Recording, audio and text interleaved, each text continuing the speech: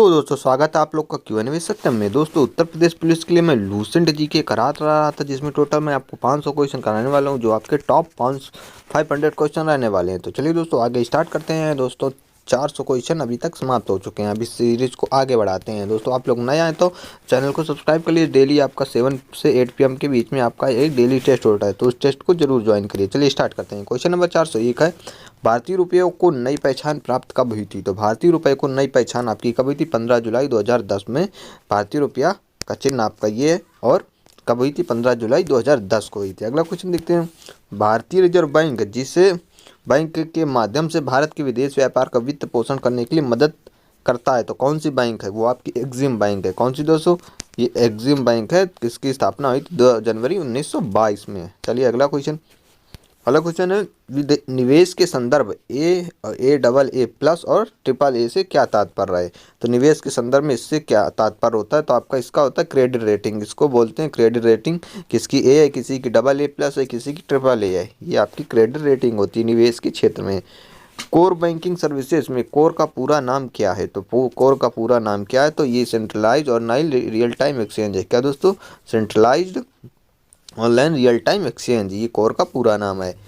अगला क्वेश्चन देखते हैं। अगला क्वेश्चन आपका है, किसी समिति के आधार पर नाबार्ड को स्थापित किया गया। किस समिति के आधार पर जो है नाबार्ड की स्थापना हुई है? तो ये आपका किसके आधार पर हुई है? यह आपका शिवराम समिति, जो 12 जुलाई 1982। नाबार्ड का पूरा नाम होता है राष्ट्रीय कृषि और ग्रामीण विकास बैंक। ये आपका होता है नाबार्ड का पूरा नाम। अगला क्वेश्चन देखते हैं। विश्व के किस बैंक की उदार ऋण प्रदान करने वाली खिड़की कहा जाता है? तो किसे दोस्तों उदार ऋण प्रदान करने वाली खिड़की कहा जाता है? तो ये अंतर्राष्ट्रीय विकास संघ IDA को कहा जाता है। चलिए अगला क्वेश्चन देखते हैं। SLR का पूरा नाम, तो SLR का पूरा नाम क्या है? तो इसका पूरा नाम क्या है? स्टार्टरी लिक्विडिटी रेशियो। क्या दोस्तों? स्टार्टरी लिक्विडिटी रेशियो। IPO का पूरा नाम क्या है? IPO का पूरा नाम है क्या है? Indian public offering. क्या दोस्तों? इनिशियल पब्लिक ऑफरिंग है। बैंकिंग क्षेत्र किस क्षेत्र के अंतर्गत आता है?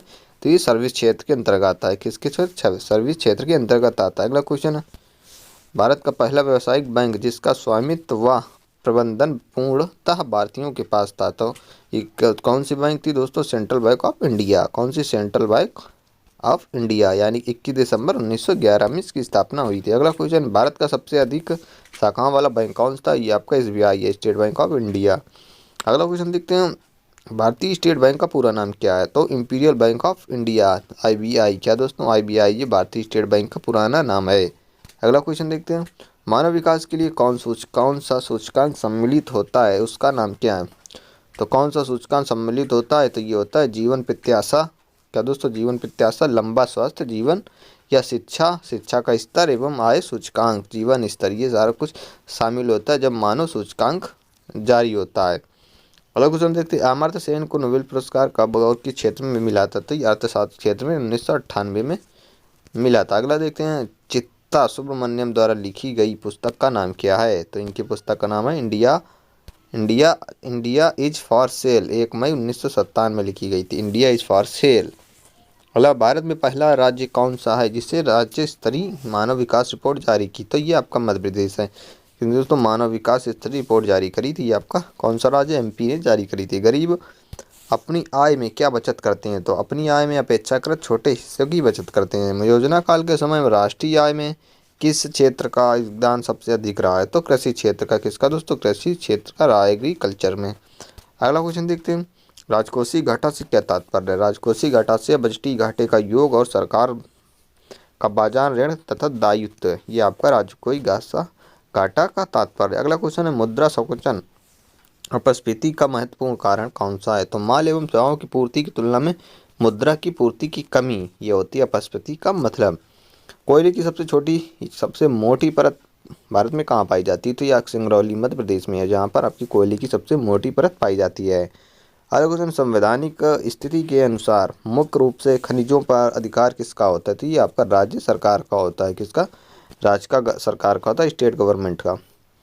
कंप्यूटर के आविष्कारक कौन है? तो ये आपके चार्ल्स बेबेज हैं। कौन? चार्ल्स बेबेज हैं। सबसे पहले कंप्यूटर का नाम क्या था? तो ENIAC था 1945 में।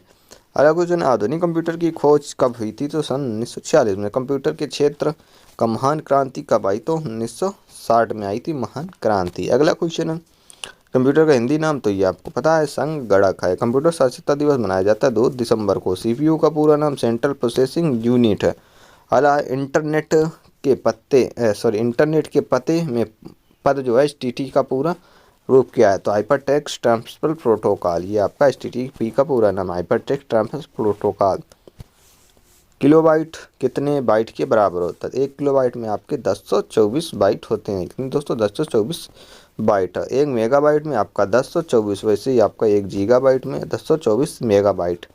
अगले देखते हैं, उसके बाद आपका 1 टेराबाइट होता है, उसमें भी 1024 आपका गीगाबाइट होते हैं। अगला क्वेश्चन, उत्तर प्रदेश सरकार द्वारा राज्य विकास परिषद का गठन कब किया गया था? तो 7 अक्टूबर 2003 में ही हुआ था उत्तर प्रदेश द्वारा राज्य सरकार का गठन। चलिए अगला क्वेश्चन, उत्तर प्रदेश सरकार द्वारा राज्य योजना आयोग का गठन कब हुआ? तो 1971 में। यहाँ पर राज्य योजना आयोग का गठन है। उत्तर प्रदेश में सोनोमिक क्षेत्रीय विकास कार्यक्रम की शुरुआत कब हुई? 1975 में हुई थी। अगला क्वेश्चन, उत्तर प्रदेश में काम के बदले अनाज योजना का सूत्रपात किस वर्ष हुआ था? तो 1977 में। कब? 1977 में हुआ था। उत्तर प्रदेश का कौन सा व्यापार कर जोन अधिकतर व्यापार का संग्रह करता है? तो ये आपका गाजियाबाद है। कौन? गाजियाबाद है। उत्तर प्रदेश में मूल्यवर्धित वैट यानी कि टैक्स कब लागू हुआ था? आपका वैट वैल्यू एडेड टैक्स। क्या दोस्तों? वैल्यू एडेड टैक्स कब हुआ था? 1 जनवरी 2008 से लागू हुआ था। अगला क्वेश्चन है, लोक नृत्य राहुला, तो राहुला का संबंध उत्तर प्रदेश में किस निम्न में से किस एक क्षेत्र से? आपका राहुला है जो बुंदेलखंड से संबंधित रखता है। चलिए अगला देखते हैं, निम्नलिखित में से कौन सा उत्तर प्रदेश का लोक नृत्य है? तो कौन सा? मुरिया, चरकुला, दादरा, कर्मा, ये आपके लोक नृत्य हैं जो उत्तर प्रदेश के हैं। अगला देखते हैं, भारत में सबसे अधिक विश्वविद्यालय किस राज्य में? तो ये आपका उत्तर प्रदेश में सबसे अधिक विश्वविद्यालय। अगला क्वेश्चन, उत्तर प्रदेश में निम्नलिखित में से कहाँ कृषि विश्वविद्यालय है? तो उत्तर प्रदेश में जो कृषि विश्वविद्यालय ये कहाँ भी है? ये फैजाबाद में है। ये आपका फैजाबाद में है। रामचरितमानस की रचना किसने करी है? तो आपके तुलसीदास ने करी है। किसने दोस्तों? तुलसीदास में। ये आपकी किस भाषा में है? तो ये आपकी अवधी भाषा में है। चलिए अगला क्वेश्चन देखते हैं। अगला क्वेश्चन, रामचरितमानस की रचना किस भाषा में है? तो ये आपकी अवधी भाषा में है। अगला क्वेश्चन है, उत्तर प्रदेश से निकलने वाला पहला हिंदी समाचार पत्र कौन था? ये आपका बनारस था। कौन? बनारस अखबार था जो उत्तर प्रदेश से निकलने वाला पहला हिंदी समाचार था। प्रसिद्ध धार्मिक मासिक कल्याण का प्रकाशन कहाँ से हुआ? तो मासिक कल्याण प्रकाशन आपका गोरखपुर से हुआ। तो उत्तर प्रदेश गोरखपुर से। अगला क्वेश्चन देखते हैं, थारू जनजाति की सर्वाधिक संख्या उत्तर प्रदेश में किस जिले में? तो आपकी गोरखपुर में है। गोरखपुर में थारू जनजाति आपकी कहाँ निवास करती है? ये भी आपसे पूछा जा सकता है। तो ये आपके तराई क्षेत्रों में, यहाँ पर तराई क्षेत्रों में निवास करती है। तो दोस्तों ये दीपावली को शोक के रूप में मनाते हैं। कौन सी जनजाति? ये दोस्तों दीपावली को जो है शोक के रूप में मनाते हैं। ये भी आपको याद रखना है। चलिए अगला क्वेश्चन, किसने कहा है कि प्राथमिक समूह मानव स्वभाव की पोषका है? तो चार्ल्स हाल्टन कूले ने। किसने? चार्ल्स हाल्टन कूले ने कहा था। नकारात्मक संदर्भ समूह का अध्ययन किसने किया है? तो विलियम स्कॉट ने किया है। ये दोस्तों आपके 50 क्वेश्चन समाप्त होते हैं। बाकी नेक्स्ट आपके 50 क्वेश्चन और बचे हैं, तो नेक्स्ट वीडियो आपका बहुत ही जल्दी आ जाएगा। चलिए दोस्तों, आपका पेपर 17-18 को है, बहुत ही कम समय बचा है, तो आप जितना हो सके उतनी जल्दी रिवीजन करते रहिए। चलिए दोस्तों, वीडियो पसंद आए तो लाइक करें, चैनल को सब्सक्राइब करें। मिलते हैं नेक्स्ट वीडियो में। जय हिंद, वंदे मातरम।